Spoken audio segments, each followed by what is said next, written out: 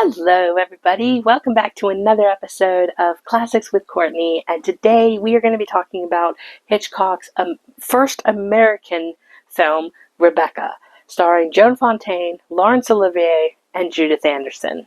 Our story starts with our young heroine giving us little details of their old home, Mandalay, before we are introduced to Maxim de Winter.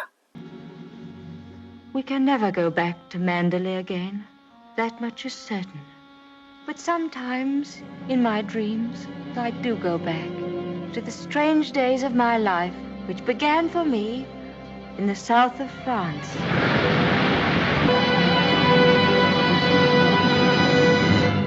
No! Stop!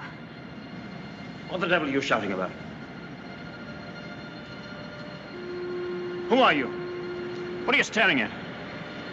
I'm sorry, I didn't mean to stare, but I only thought... Oh, you did it. Well, what are you doing here? I was only walking. Well, get on with your walking. Don't hang about here screaming. How do you do?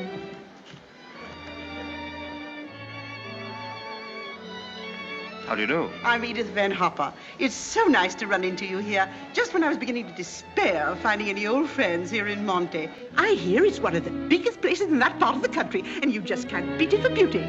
What do you think of Monte Carlo? Or don't you think of it at all?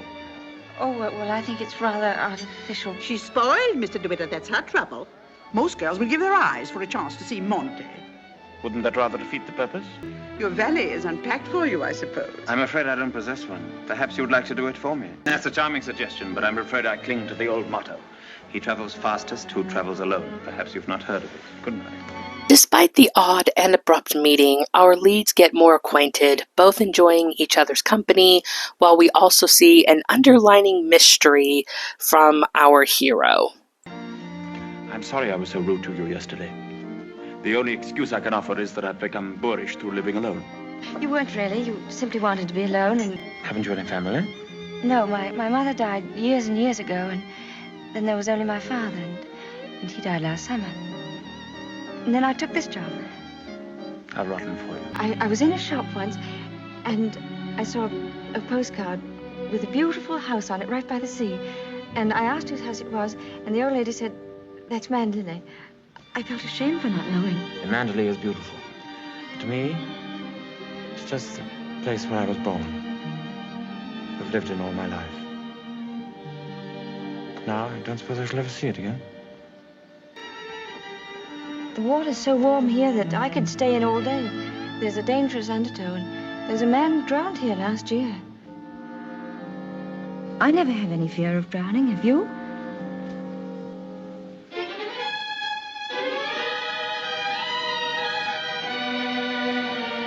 Come, I'll take you home. During the making of this movie, Joan Fontaine had a bit of a hard time considering that Laurence Olivier treated her pretty poorly because, once again, as stated in our Wuthering Heights review, that he wanted Vivien Leigh to play the role of the nameless heroine, but she didn't get the part. So therefore, there was some hostility from him towards her, as well as from Hitchcock. Although Hitchcock treated her this way because he wanted the character for her to bring the character out more. Despite the rough treatment, though, at least from Laurence Olivier, I feel like their chemistry is pretty good. From certain movies that I've seen where you've heard that maybe the chemistry off-screen didn't do so well, aka Esther Williams and Gene Kelly from Take Me Out to the Ball Game, this is a case where, despite the problems on set, they actually seem rather adorable. After spending several days with Maxim, Mrs. Van Hopper gets a wire stating that her daughter is to be married and they need to leave right away for New York. Our heroine struggles to find him, and finally, after some difficulty, she tracks him down and finally explains her situation. Where's she taking you to? New York. I don't want to go. I shall hate it. I shall be miserable. Which would you prefer? New York or Mandalay? Oh, please don't joke about it. Mrs. Van Hopper's waiting, and I'd better say goodbye now. I repeat what I said. Either you go to America with Mrs. Van Hopper, or you come home to Mandalay with me. You mean you want a secretary or something? I'm asking you to marry me, you little fool. Sorry, Mr. De Winter. I was making a hasty departure. It was so rude of me not to let you know. But a cable came this morning announcing that my daughter is engaged to be married. That's rather a coincidence, Mrs. Van Hopper. I asked you up here in order to tell you of my engagement. You don't mean it. Oh, how perfectly wonderful. How romantic. Who is the lucky lady? I apologize for depriving you of your companion in this abrupt way.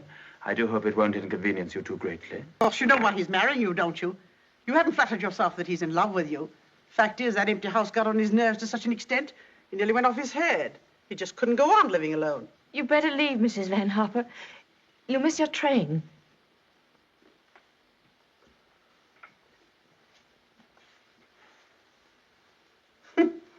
Mrs. De Winter.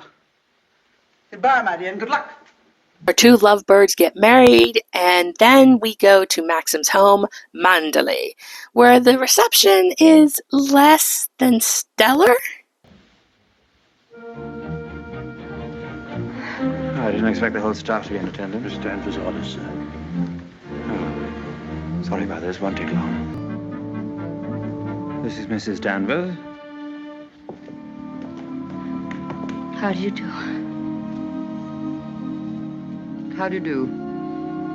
I have everything in readiness for you. That's very good of you. I didn't expect anything. I see, and you didn't come till after that. I came here when the first Mrs. De Winter was a bride.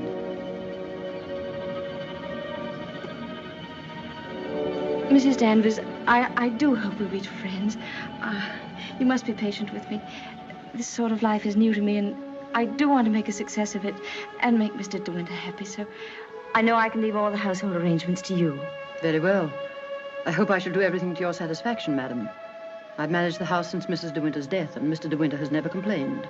As our heroine gets slowly settled in, we see that she almost seems like a fish out of water, a young woman out of her element.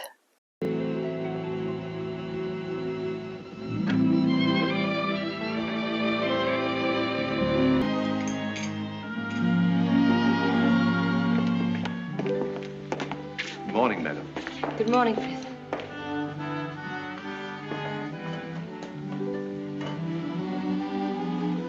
Isn't there anything I could get for you, madam? Oh, no, thank you, Frith. I'm really not very hungry. Madam. I slipped. Oh, thank you, Frith.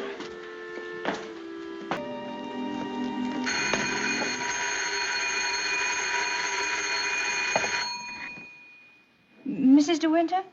Oh, I'm afraid you've made a mistake. Mrs. De Winter's been dead for over a year.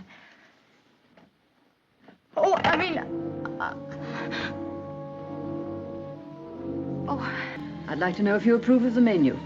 Oh, well, I'm sure it's very suitable, very nice indeed. You'll notice, madam, that I've left a blank space for the sauce. Mrs. De Winter was most particular about sauces. Let's have whatever you think that Mrs. De Winter would have ordered. Thank you, madam.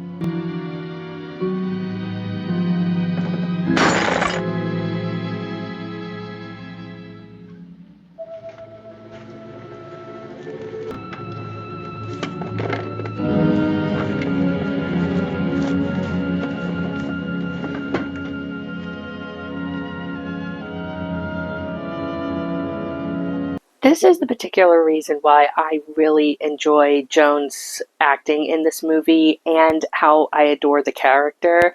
I find her to be very relatable. For many years, I was an introvert and very awkward, especially when talking to people. I still have my awkward moments, but I have gotten better. But when I started working and started getting out there, I was such an introvert. It was insane. So watching Joan in this movie, I really can relate to her on that level. While Maxim is out on a business venture, our heroine explores the place until she meets Maxim's sister Beatrice, played by Gladys Cooper, and her husband Giles, played by Nigel Bruce, who would play with Joan the year after in Hitchcock's Suspicion. And how'd you get along with Mrs. Danvers? Well, I've never met anyone quite like her before. You mean she scares you? She's not exactly an oil painting, is she? Giles, you're very much in the way here. Go somewhere else. Well, I'll try and find Maxim, shall I? Giles? You see, she's bound to be insanely jealous at first. And she must resent you bitterly. Why should she? Don't you know? I should have thought Maxim would have told you. She simply adored Rebecca. You're very much in love with Maxim, aren't you? Yes, I can see you are. Don't mind my saying so, but why don't you do something about your hair? Why don't you have it cut or sweep it back behind your ears? Oh, no, that's worse. What does Maxim say about it? Does he like it like that? Well, he never mentions it. Oh, well, don't go by me. I can see by the way you dress you don't care a hoot how you look. But I wonder Maxim hasn't been at you. He's so particular about clothes. I don't think he ever notices what I wear. Oh, well, he must have changed a lot then. This is one of my favorite roles of Gladys Cooper's. I've seen her in many, many films. Her probably most recognizable is being the nasty mother of Betty Davis in Now Voyager, but she is so likable in this role, and I wish we would have seen more of her, but I do love her in this movie. After Beatrice and Giles leave, our heroes go for a nice walk, which then turns into more of a mystery, and a fight between our leads ensue. That's Jasper. There must be something wrong. Perhaps he's hurt himself. No, he's all right. Leave him alone. Don't you think I'd better go and see? Don't bother about him, I tell you. He can't come to any harm. He'll find his own way back. Oh. I didn't know that there was anybody. I know that dog. He comes for the house. He ain't yourn. No, he's Mr. De Winter's dog. Won't tell anyone you saw me in there, will you? Don't you belong on the estate? I wasn't doing nothing. I was just putting my shells away. She's gone in the sea, ain't she? She'll never come back no more. No, she'll never come back. Maxim, what did you do? You look so angry. You know I didn't want you to go there, but you deliberately went. Why not? There was only a cottage down there and a strange man who was... You didn't go into the cottage, did you? Yes, the door... Well, don't go there again, do you hear? Why not? Because I hate the place, and if you had my memories, you wouldn't go there or talk about it or even think about it. What's the matter? Oh, I'm sorry, please. I made you unhappy. Somehow I've hurt you. Oh, I can't bear to see you like this. Because I love you so much. Do you? Do you? Ah, I've made you cry. Forgive me. Our nameless heroine tries to fit in as much as she can, and yet nothing she does seems good enough and only sinks her deeper into depression. Mr. Crawley, please don't think me morbidly curious. It isn't that. It's just that I feel at such a disadvantage. All the time, whenever I meet anyone, Maxim's sister or even the servants, I know they're all thinking the same thing. They're all comparing me with her, with Rebecca. Oh, you mustn't think that. I can't tell you how glad I am that you married Maxim. It's going to make all the difference to his life. And from my point of view, it's very refreshing to find someone like yourself who's not entirely in tune, shall we say, with Manderley. Every day I realize the things that she had and that I lack.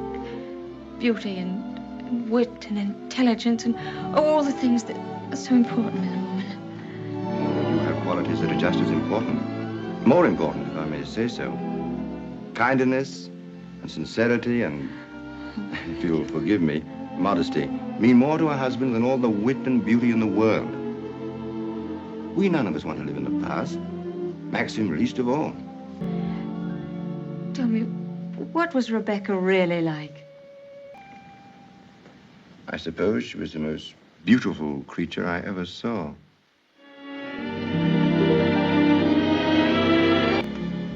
Good evening, Maxim. Hello. The films of the honeymoon have arrived at last. We timed, you think, before dinner?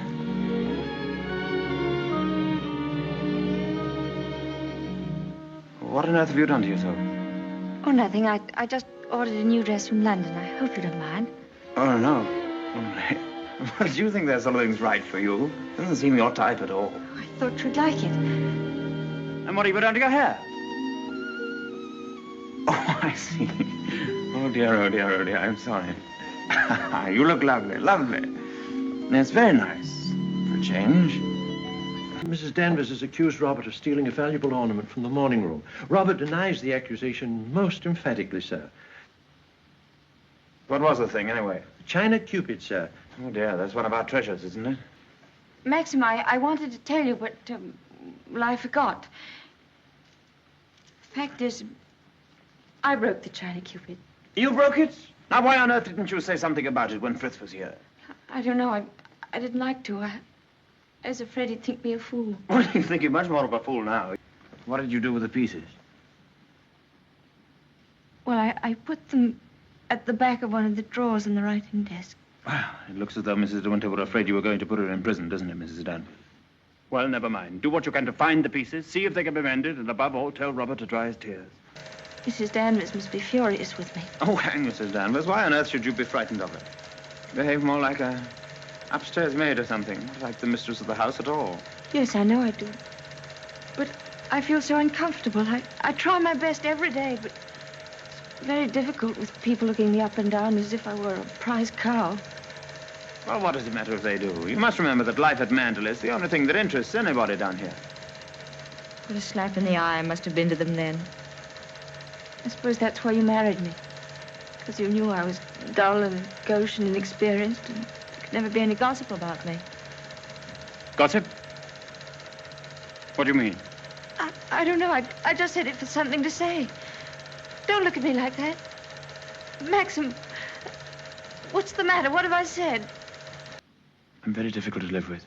No, you're not difficult. You're easy, very easy. Our marriage is a success, isn't it? A great success? We're happy, aren't we? Terribly happy. If you say we're happy, let's leave it at that. Happiness is something I know nothing about.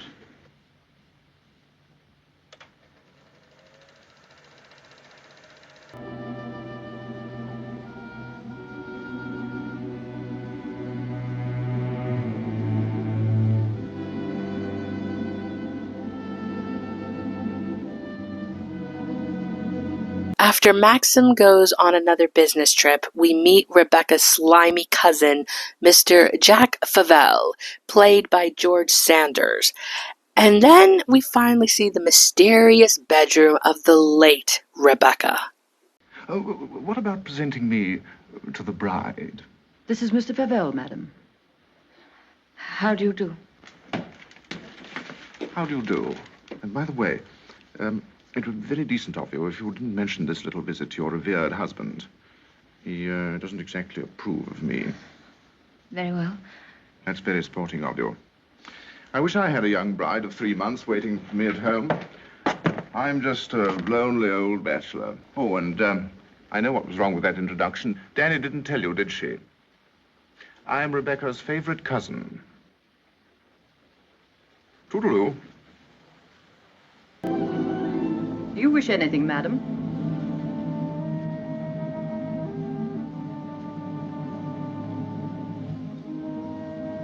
I didn't expect to see you, Mrs. Danvers. I noticed that the window wasn't closed, and I came up to see if I could fasten it. Why did you say that? I closed it before I left the room. You opened it yourself, didn't you? You've always wanted to see this room, haven't you, madam? Why did you never ask me to show it you? I was ready to show it you every day.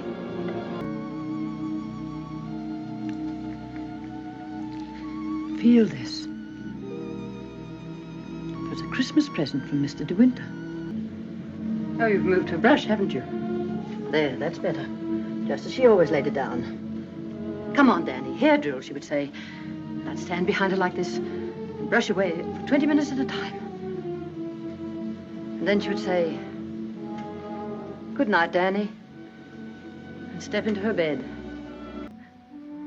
Do you think the dead come back and watch the living? I don't believe it. Sometimes. I wonder if she doesn't come back here to Manderley. Watch you and Mr. De Winter together. After her horrifying ordeal, our nameless heroine decides to finally put her foot down, but unfortunately things don't go the way she hoped. You sent for me, madam? Yes, Mrs. Danvers. I want you to get rid of all these things. These are Mrs. De Winter's things. I am Mrs. De Winter now. Very well, I'll give the instructions. Mrs. Danvers, I intend to say nothing to Mr. De Winter about Mr. Favel's visit. In fact, I prefer to forget everything that happened this afternoon. Could we have a costume ball, just as you used to? All right, if you think you'd enjoy it. You better get Mrs. Danvers to help you, hadn't you? No, I don't need Mrs. Danvers to help me. I can do it myself. All right, my sweet. Oh, thank you, darling. Thank you. Hasn't Mr. De Winter suggested anything? No, I want to surprise him. I don't want him to know anything about it. I merely thought that you might find a costume among the family portraits that would suit you. This one, for instance. It might have been designed for you. I'm sure you could have it copied.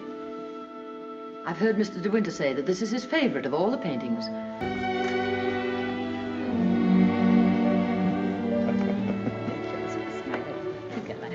Good evening, Mr. De Winter.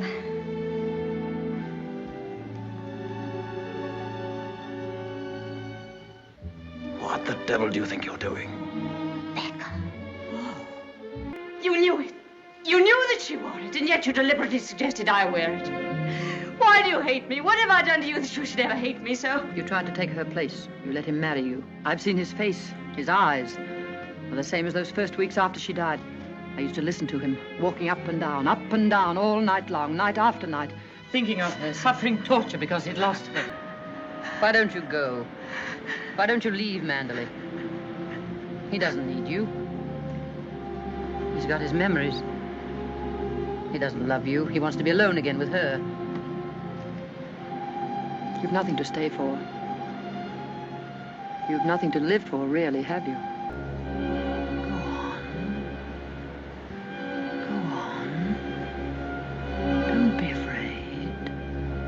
Suddenly a commotion erupts and we find out that Rebecca's boat was discovered and we finally get the truth from Maxim. The diver made another discovery. He broke one of the ports and looked into the cabin. There was a body in there.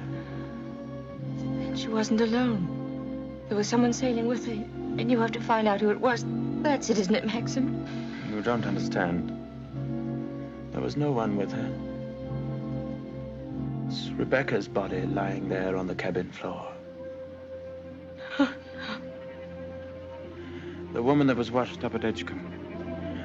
The woman that is now buried in the family crypt. That was not Rebecca. That was the body of some unknown woman. Unclaimed, belonging nowhere. I identified it, but I knew it wasn't Rebecca. It was all a lie. I knew where Rebecca's body was. Lying on that cabin floor on the bottom of the sea. How did you know, Max? Because I put it there. Maxim, why didn't you tell me before? Yeah, you did sometimes, but you never seemed close enough. How could we be close when I knew you were always thinking of Rebecca? How could I even ask you to love me when I knew you loved Rebecca still? What are you talking about? What do you mean? Whenever you touched me, I knew you were comparing me with Rebecca. Whenever you looked at me, or spoke to me, or walked with me in the garden, I knew you were thinking, this I did with Rebecca, and this, and this. Oh, it's true, isn't it? You thought I loved Rebecca? You thought that? I hated her.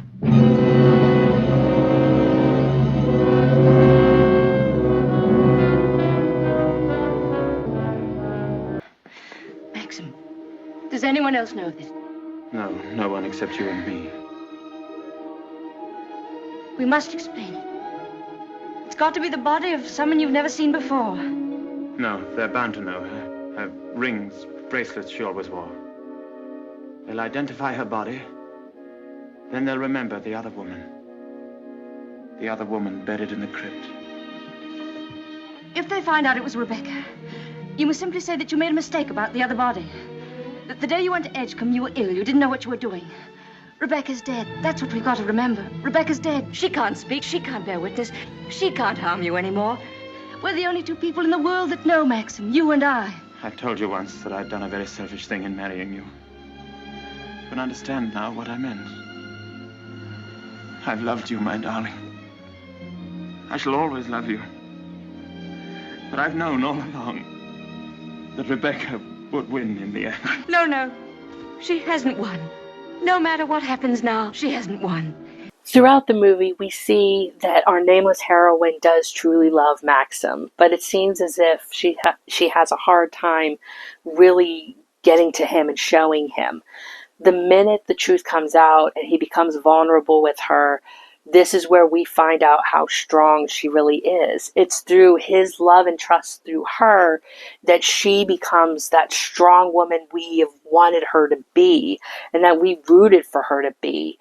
And this is where they really truly connect. And it's really a beautiful, beautiful moment between the two. Maxim is called to identify the body and ends up going through another inquest. After getting a bit riled up, our heroine faints, holding the inquest a little longer. Mr. Favell then makes his move and attempts to blackmail Maxim. I really think I ought to talk things over with you. Talk what things over? Well, those holes in the planking, for one thing. Those holes that were drilled from the inside. Oh, Mullen. Yes? You know, Max, I'm getting awfully fed up with my job as a motor car salesman. I don't know if you've ever experienced the feeling of driving an expensive motor car that isn't your own, but it can be very, very exasperating. You know what I mean. You want to own the car yourself. I've often wondered what it'd be like to retire to the country, have a nice little place with a few acres of shooting. I've never figured out what it would cost a year, but I'd like to talk about it with you. I'd like to have your advice on how to live comfortably without hard work. Well, since you're old friends, I assume you also know he's head of the police here. I think he might be interested to hear your proposition. Go on, tell him all about it. I don't know what you mean. I mean, is that I hope to give up selling cars and retire into the country. Actually, he offered to withhold a vital piece of evidence from the inquest if I made it worth his while. Come, Colonel. As an officer of the law, don't you feel there are some slight grounds for suspicion? Of murder? What else? You've known Max a long time, so you know he's the old-fashioned type who'd die to defend his honor, or who'd kill for it. It's blackmail. Pure and simple. Blackmail is not so pure, nor so simple. It can bring a lot of trouble to a great many people. And the blackmailer sometimes finds himself in jail at the end of it. Perhaps you can provide us also with a motive. Ah, I knew you were going to bring that up, Colonel. I've read enough detective stories to know that there must always be a motive. And if you'll all excuse me a moment, I'll supply that too. It has been suggested that Mrs. De Winter was deliberately murdered. There you have it in a nutshell, Danny. But there's one more thing you'll want to know. The name of the murderer. It's a lovely name that rolls off the tongue so easily. George Fortescue Maximilian De Winter. He was a doctor. Mrs. De Winter sometimes went to him privately. She used to go to him even before she was married. Dr. Baker, 165 Goldhawk Road, Shepherd's Bush. There you are, Colonel. There's where you'll find your motive. Go and question Dr. Baker. He'll tell you why Rebecca went to him, to confirm the fact that she was going to have a child. A sweet, curly-headed little child. It isn't true. It isn't true. She would have told me. After getting a hold of the new information, Maxim, Favell, Frank, and Colonel Julian go and see Dr. Baker to confirm some details. You want to know if I can suggest any motive as to why Mrs. De Winter should have taken her life? Yes, I think I can. The woman who called herself Mrs. Danvers was very seriously ill.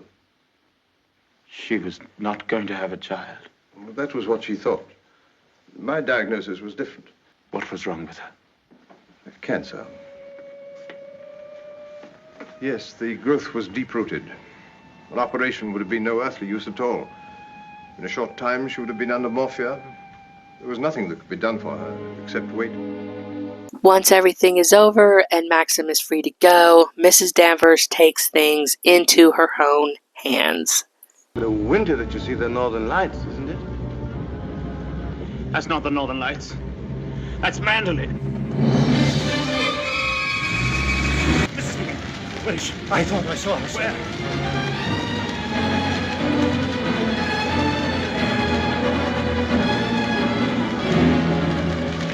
Maxim! Thank heaven you come back to me. Are you all right, darling? Oh, yes. Are you all right? Mrs. Danvers, she's gone mad. She said she'd rather destroy Manderley than see us happy here. Look! The West Wing!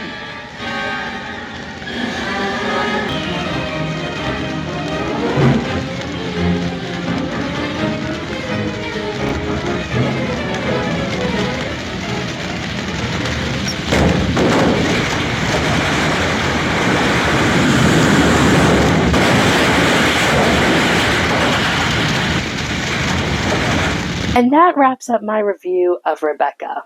What is there to say? I love this movie. There is a quality about it that is very relaxing to me, if that makes sense. I love the casting, I love the acting, I love the score. It's an all-around great movie. Joan Fontaine would actually be nominated for Best Actress for her role in Rebecca. However, she lost that year to Ginger Rogers for Kitty Foyle. After seeing Kitty Foyle very recently, despite it being a decent movie, I personally feel that Joan Fontaine should have won the Oscar for this role.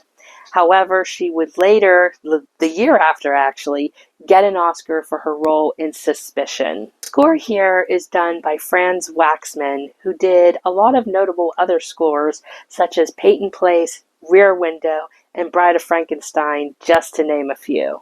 Rebecca would only go home with the Best Picture Oscar. And despite the drama between Alfred Hitchcock and David O. Selznick, who had produced Rebecca, this is definitely by far their best collaboration, in my humble opinion. As I stated earlier, Laurence Olivier was not happy with the casting of Joan Fontaine, as he wanted Vivien Leigh to have the role. This happened several other times, most notably for Wuthering Heights, and I believe Pride and Prejudice was also in amongst that group, where he wanted Vivien to play the lead role. What's interesting is we actually get to see the screen tests between Vivien Leigh and Joan Fontaine, and you can really see that Joan Fontaine was perfect for the role. But why should I be the one to supply all the interest and have all the criticism? Oh, because life at Mandalay is the only thing that interests anybody here. What a slap in the eye I must have been to them then. I suppose that's why you married me. Because you knew I was dull and quiet and inexperienced. And that there'd never be any gossip about me. Because life at Mandalay is the only thing that interests anybody down here. What a slap in the eye I must have been to them then. I suppose that's why you married me. Because I was dull and quiet and inexperienced and no one could ever gossip about me. What do you mean? What? What do you mean? I don't mean anything. Why do you look at me like that? As you saw, Vivien Leigh is not terrible, but this role was made for Joan. This is one of those cases where you hear that an actor was born for the part. And in my opinion, Joan Fontaine was born for this role. And that wraps up my review of Rebecca from 1940. I hope you guys have enjoyed this video. Let me know in the comments below if you've seen Rebecca. Did I pique your interest? Or does it look semi-boring to you? I also wanted to ask that question because somebody years ago that I was able to get to watch this movie, they, I believe, said that they didn't mind it, but they also found it a wee bit boring. So let me know in the comments below what you guys think of this movie. Any fans? And I will see you guys in my next video. Bye! Have a great and wonderful day.